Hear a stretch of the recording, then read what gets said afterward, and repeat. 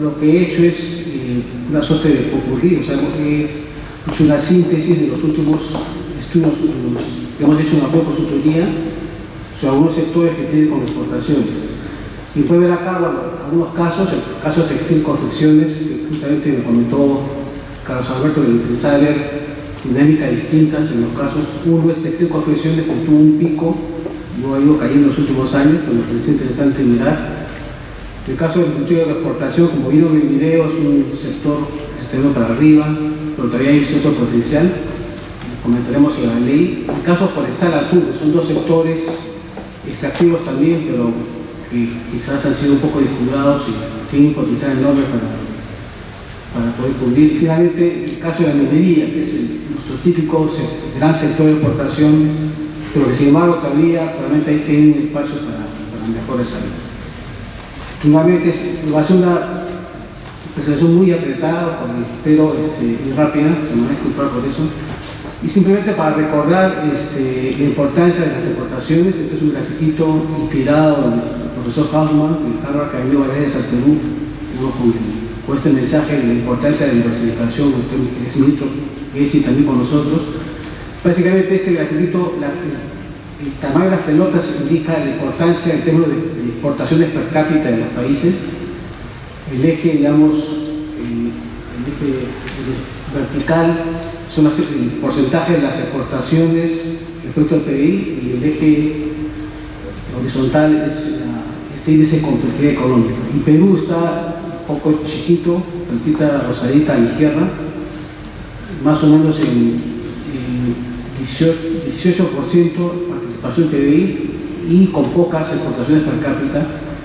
Y la idea es que mientras uno se va desarrollando y se va diversificando, va aumentando, necesita, digamos, adaptar, innovar en tecnologías relativamente más complejas, y esto tiene un impacto positivo en el PBI y además en la distribución de ingresos. Son dos impactos muy importantes, es una suerte muy. Entonces Perú tiene que moverse hacia arriba y hacia la derecha, ¿no?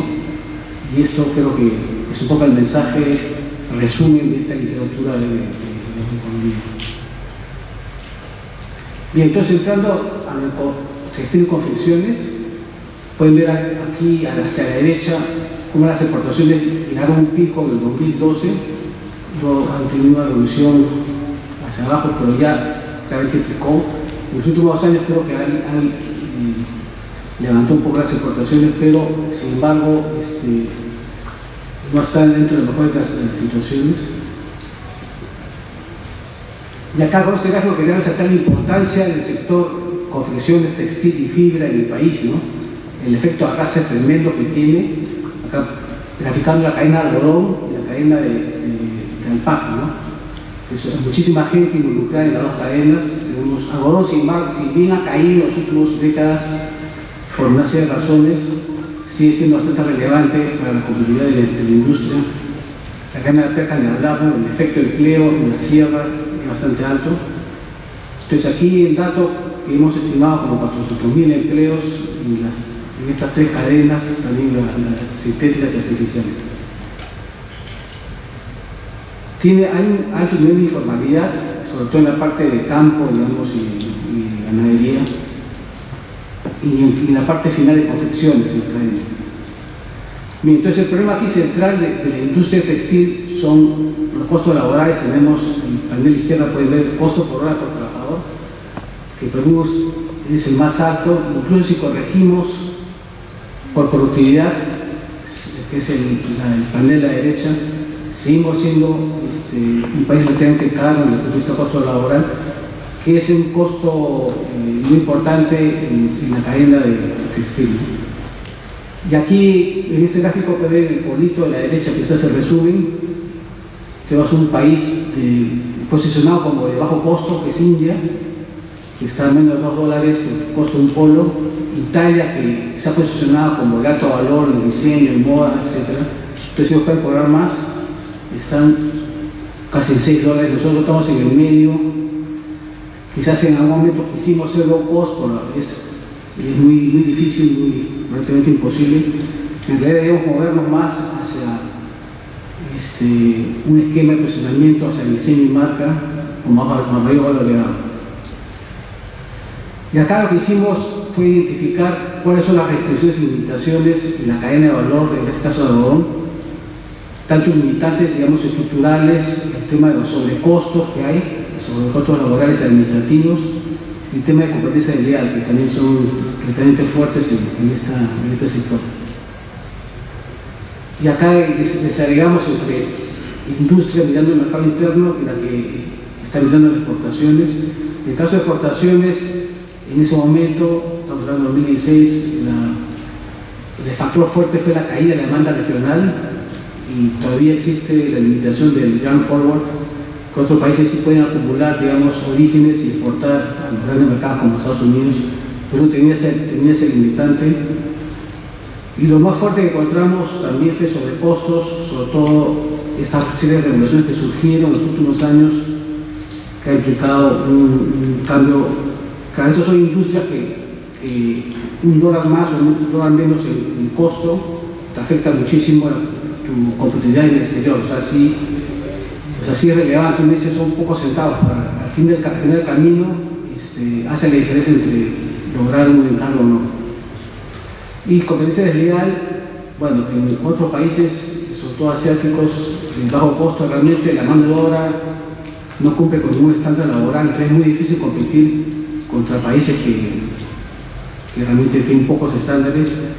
Tema de subvaluación, dumping, informalidad y contrabando. Entonces claro, esto en caso de competencia desleal, yo diría que afecta sobre todo a la cadena que mira al mercado interno, no tanto a los exportadores.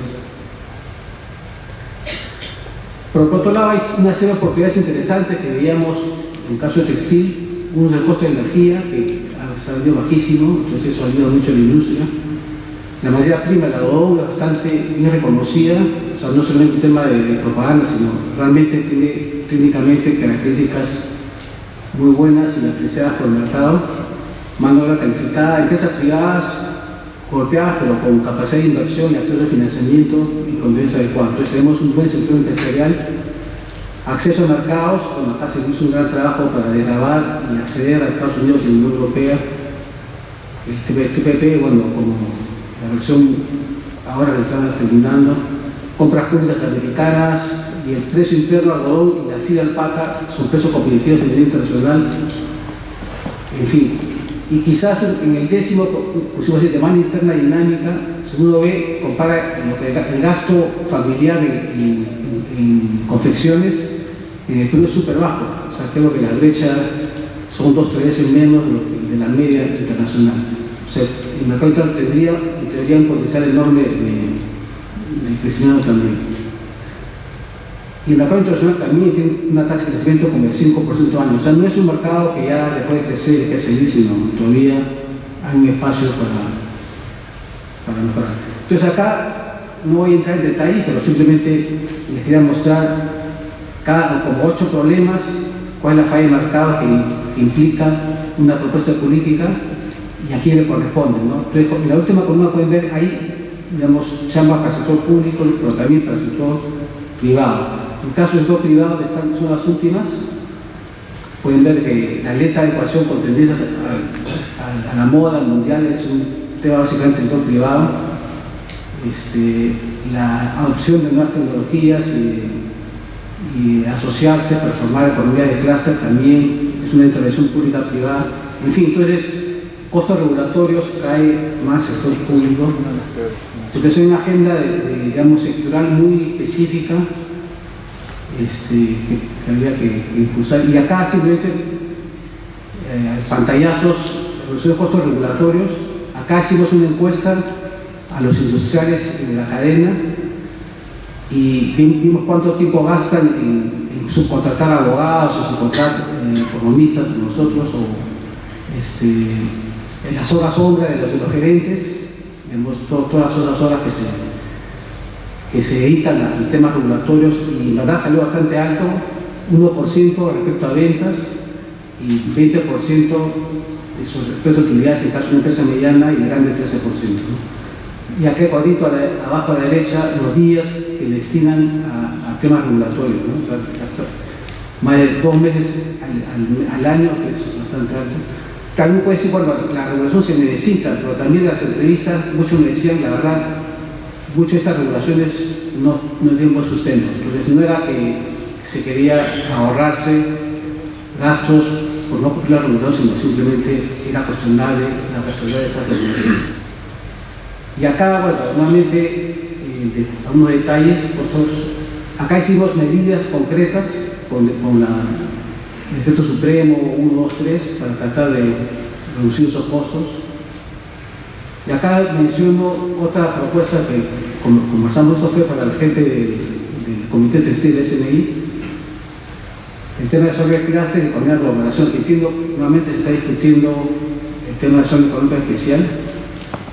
Claro, zona económica especial puede tener una serie de ventajas. Normalmente se usa por temas tributarios para reducir el costo tributario en esa zona económica. Yo creo que el caso de Perú no es lo central, no el costo tributario. Como vimos, normalmente sea más el tema de sobreregulación administrativa y sin algo el tema laboral. Entonces podría tener desde ese punto de vista un sustento en las zonas económicas. Y además permitiría la transferencia de conocimiento, de tecnología y de diseño, ¿no? En el caso textil.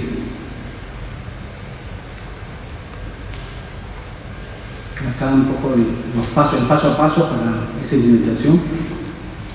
Creo que más o menos lo está cumpliendo. Bueno, el caso de agricultura y de exportación, ya vimos el video, creo que es un video que claramente muestra la gran contribución que ha tenido esta ley de agroexportación que se dio en el 2000, pero es esta ley, pero además una serie de intervenciones públicas del sector agrario, o sea, es la ley acompañada por intervención en la estabilidad agraria, intervenciones en titular, digamos, a los agricultores que tengan derecho a propiedad claro. Y lo que mostró Pepe Gallardo sobre toda esa red de carreteras, o sea, de infraestructura también, que ha ayudado muchísimo al sector. Pero entrando acá, simplemente un pequeño mensaje que quería resumirles es que el sector agrario es muy heterogéneo. En realidad tendríamos pensar en políticas para cada segmento del tipo de agricultor, ¿no? Entonces el agroexportador es un tipo de agricultor que se sale del cuadro, o sea, está acá una serie de número de hectáreas o ingresos mensuales. El sector, el gran exportador o las grandes empresas no están, digamos, en esta tablita, pero simplemente para mostrarles que es muy diferente, ¿no? Por ejemplo, el grupo A, que es el grupo pobre del sector agrario, tiene solamente 1.4 hectáreas, 84 soles de ingresos mensuales promedio del sector agrario, ¿no? El grupo D, que sigue siendo chico, como les comentaba, tiene 7 hectáreas y 2.200 soles de ingresos. Entonces es muy difícil hacer muchas gran cosas con este conjunto de agricultores, pero lo que iba a que hay que hacer otro conjunto de políticas para que ellos también accedan a la posibilidad de exportar. O sea, creo que no se trata de excluir, sino ver cómo logran, digamos, acceder a los mercados. A ver, el tema era, recordando rápidamente cómo estábamos cuando se dio la ley agraria. Nos hemos recuperado con respecto al 90, ¿no? Cuando mejor la UNE, digamos, mejor el gobierno, estaba muy mal el sector, entonces se hizo todas las reformas y el PBI empezó a crecer, el PBI agrario, pero aún muy por debajo del potencial. Me acuerdo mucho cuando yo recién justo en mi doctorado en esa época, y todo el mundo hablaba con eventos como este, porque Perú no exporta, tenemos el clima, tenemos el efecto invernadero, tenemos el tema de contrastación, o sea, tenemos en papel todas las ventajas para poder exportar, pero uno veía y no había, digamos, entendimientos a los exportadores. Algo estaba pasando que no se concretaban estas oportunidades.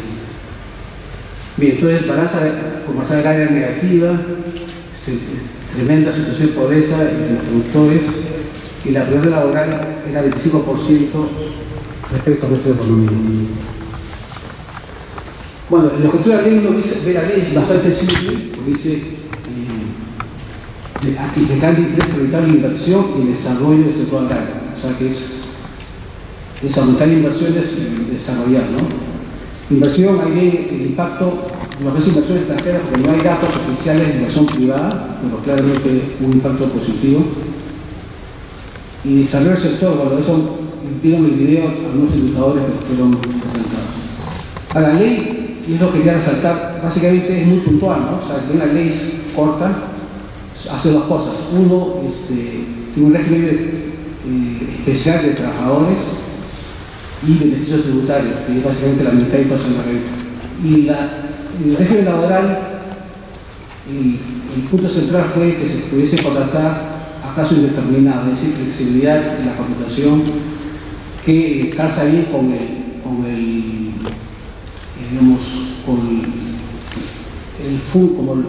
conducir, digamos, un fondo agrario, ¿no? Que necesita esa flexibilidad para la época de la cosecha y la época de la siembra. El resto, bueno, el aporte se mantiene los derechos sociales y el aporte de salud se redujo a la mitad, también 4% respecto al régimen general. Cada uno puede decir esto, si uno lo ve ortodoxo, no ha sido algo poco que se desvió del ortodoxo en su momento y se decidió esto, pero cuando uno hace el beneficio-costo, probablemente ha sido positivo, ¿no? La decisión de la ley de reforma agraria, como lo comentaba antes, por supuesto, acompañada de otras instituciones públicas. No solamente ha sido la ley, pero la ley lo que hizo fue esto que nuevamente inspirado en Hausmann de las restricciones al crecimiento, o sea, permitió,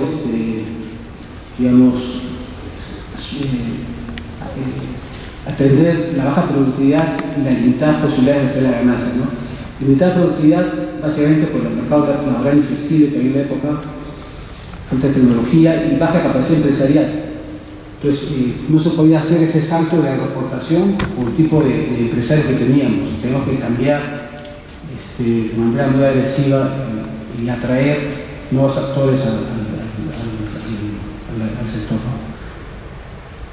Bueno, limitadas posibilidades de tener ganancias, básicamente el derecho de propiedad, incapacidad para hacer cumplir leyes, contratos y acuerdos, ¿no? El riesgo político. Acuérdense que veníamos unos años antes del tema de la reforma agraria. Y acá este cuadrito resume el desempeño en exportaciones fíjense que del 80 al 2000, o sea, en 20 años, apenas duplicamos, de 300 a 600.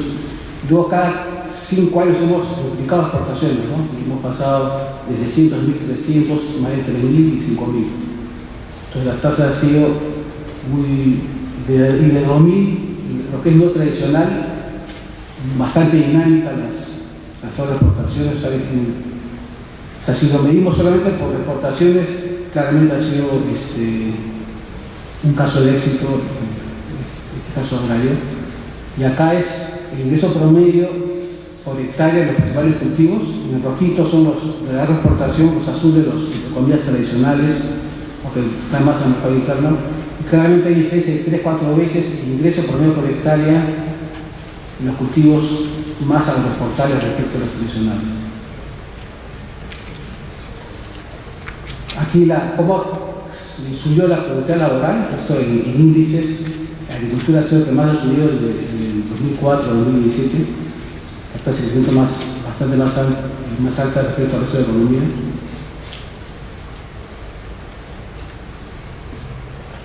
Y acá, esto es la actividad total de factores, o sea, no solamente la actividad laboral, sino de todos los factores que intervienen.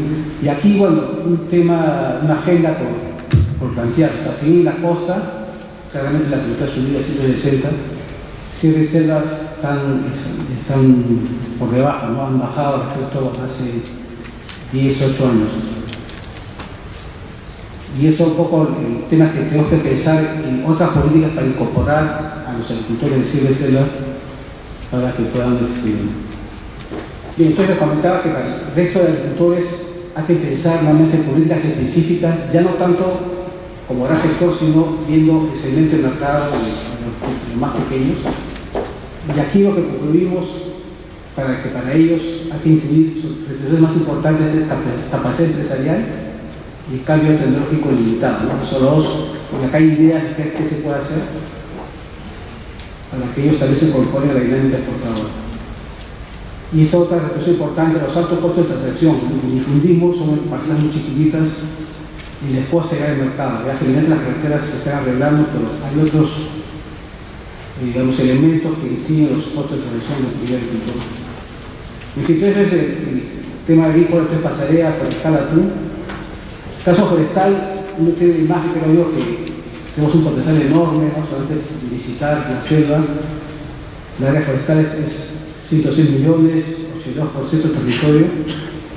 Y este es el resultado de un índice que hicimos por un tema de cambio climático. Calculamos cuál es el índice de competitividad del Perú respecto al mundo en forestal. Y encontramos que somos 77, ¿no? O sea, somos realmente bajos en lo que es forestal. Y estos son cuando uno quiera, o sea, el porqué, ¿no? El porqué tiene que ver mucho con el tema institucional. Acá las variables, gasto público, el sector forestal muy bajito, derechos de propiedad no estaban claros, el tema de protección de los bosques, hay un indicador de la FAO ahí, también, en fin, la educación, entonces fuimos, bueno, el tema institucional, consumo de mercado, manejo, gestión forestal, manejo de plantaciones y servicios ecosistémicos. Entonces, en base a todo este análisis, concluimos que en ese ranking que mostramos antes. Y acá este gráfico tengo el resumen al lado derecho. O sea, Perú es el único país que no ha desarrollado bastante bien el tema de plantaciones forestales, ¿no? A pesar que en el imaginario tenemos bastante forestal, pero compárese con el número de hectáreas, tenemos 40.000, teníamos 40.000, Ecuador 250, Chile más de 2 millones, Brasil, más de 6, Argentina 1.6, Uruguay, que no es chiquitito, Uruguay tiene 800.000 hectáreas, ¿no? Y los 4 retos que identificábamos eran falta de promoción de las inversiones forestales, esto felizmente ya se está corrigiendo, entiendo, falta de supervisión y control de las áreas de concesiones madereras, tal ilegal, comercio ilegal y aprovechamiento del suelo con actividades de baja tecnología, es decir, agricultura que tala Y acá nuevamente, para estos 4 ejes, ¿qué ideas de qué se puede hacer? Mucho de coordinación con el regional, tema institucional, en fin, paso rápido a atún. Quizás muchos se han olvidado de lo que es el atún, pero atún, este es un gráfico que muestra desde la década del 50 la participación de las peces en atún en Latinoamérica. Perú era primero, Perú tenía casi el 80% de las capturas de atún en el Pacífico. Pero fíjense cómo eso se desplomó casi cero en finales de los 70 y nosotros hemos mantenido el 4% hasta 2015 más o menos. Y eso, bueno, hubo pues el efecto, el tema de la explotación en la década del 70, eso desplomó y luego perdimos la cuota de la pesca de atún. Y la oportunidad que recuperamos parte de esa cuota, creo que en el 2011, por ahí hemos recuperado, pero no estamos aprovechándola, o sea que tenemos asignar cuota en base al regulador que se llama el CIA, el Comité del Atún Internacional. Entonces hay un espacio ahí de poder recuperar algo de ese porcentaje de captura. Cuando uno mira el mercado de atún interno, o sea, no el mercado de exportación, sino el interno, hay un potencial interesante de crecimiento en el mercado interno. En los próximos años lo calculamos como 8%. Actualmente ese porcentaje de crecimiento básicamente se cubre con importación, ¿verdad? Perú, paradójicamente, teniendo la cuota de atún, teniendo una experiencia atunera de años y gente que conoce muy bien el sector pesquero, lo estamos aprovechando, ¿no? Importamos, de hecho, importamos atún de condiciones cuestionables desde el punto de vista de sanidad. Es un caso muy curioso. Y acá hicimos, bueno, cuáles son las restricciones más importantes, el típico árbol de problema que se usa mucho en el sector público. El problema es, acá hemos resaltado en rojo los principales que encontramos. Uno es el alto costo de combustibles marinos, o sea, es unos costos bastante altos, explicado cuando con la política de precios ex planta. Le vamos a hacer un detalle con la política tributaria. Y otro problema importante en este sector, en esta industria, es las ayudas fiscales internacionales son súper altas, hay subsidios enormes que limitan mucho ser competitivo. Y acá este gráfico, disculpad, no se vea bien, pero es el precio del diésel, que es el insumo más importante, obviamente en atún, que es salir muy agresivamente a pescar. Vean ustedes, bueno, Venezuela, que está casi en cero, en la línea gris. Ecuador está en línea moradita, bastante abajo. Y Perú, que es la celeste, está como en el medio. Entonces hay una diferencia enorme desde el punto de vista de precios. Y el recuadrito abajo pueden ver la diferencia respecto al marcador, el precio marcador. Ecuador está menos 87% respecto al marcador y Perú tiene 77% más alto. O sea, dos situaciones muy diferentes. Entonces no debería extrañar por qué Ecuador tiene mucho más captura que Perú, ¿no? Y acá uno puede decir, bueno, ¿qué se puede hacer? Aquí tenemos que hay un cierto espacio. Si no ve el caso de Petroperú, que se produce el combustible, el diésel marino. No, pero primero pueden ver la participación del costo de combustible dentro de la extracción, 40% en el caso de Perú, 13% en el caso de Ecuador, o sea, un insumo muy importante. Y acá un poco lo que lo comentaba, cuando ve la formación de precio del combustible marino, que es este dato de Petroperú, ven que puede haber un espacio de reducción de ese precio, no con subsidios, sino simplemente bajar la tasa del margen, digamos, mayorista y margen minorista, ¿no? Entonces ahí cierta posibilidad, ni siquiera probablemente se requiere la ley, y dentro del rol subsidiario de Petroperú, que supuestamente tiene, podría ser una salida, ¿no? Bajar el margen. Minería, ya para ir terminando, minería, esta es una encuesta que hicimos para Perunín, hace creo que 2-4 años, donde preguntamos cuáles son las principales restricciones en competitividad en el sector minero. Y salieron primero los que están ahí, o sea, conflictos sociales, la política, que presencia del Estado. Creo que se mantiene, pero probablemente cuarto lugar salió infraestructura, luego temas tramitología, etcétera. Quinto, tributación no salió alto, o sea, me llamó la atención. Y justamente ya se había levantado, con Manuel Humala se levantaron los impuestos, pero no salió como un tema de preocupación. Entonces, esto nuevamente replicando el análisis de Hausmann, cuáles son las cuestiones más importantes es temas como Estado, ¿no? Incapacidad para cumplir la ley, contratos y acuerdos y conflictos sociales, y falta de bienes públicos locales. Son las tres principales problemas que tiene el sector minero, y creo que es evidente en el día a día que hay la principal restricción para que no podamos exportar un sector maduro y consolidado. Acá en conclusión es una nota un poquito académica, porque acá aprovecho, no sabía que el 100 tenía un año de creado, más de un año, pero básicamente uno trata de sistematizar todos estos factores, como de popurrí o buffet. Básicamente uno puede rescatar el concepto de tasa de cambio real, ¿no? La tasa de cambio real, que es los precios transales entre los precios no transales, pero esto, claro, es un tema macro, pero también depende mucho de la rentabilidad sectorial, ¿no? Porque da la señal de inversión entre sectores, y los que son precios transales puede haber distorsiones también en los aranceles, los parancelarios, que pueden bajar o subir los precios de los productos de exportación. Y en el caso de los transales tenemos cosas como los precios de servicios públicos, de energía, telecomunicaciones, agua, etc. Pueden influir sobre la competitividad. Tenemos la mano de obra, si tenemos sobrecostos regulatorios, nos quita competitividad. Temas el entorno político, en fin, impacta sobre, de alguna manera, sobre el tipo de cambio real. En fin, eso es un poco la accidentada presentación con el PowerPoint. Por eso, muchas gracias.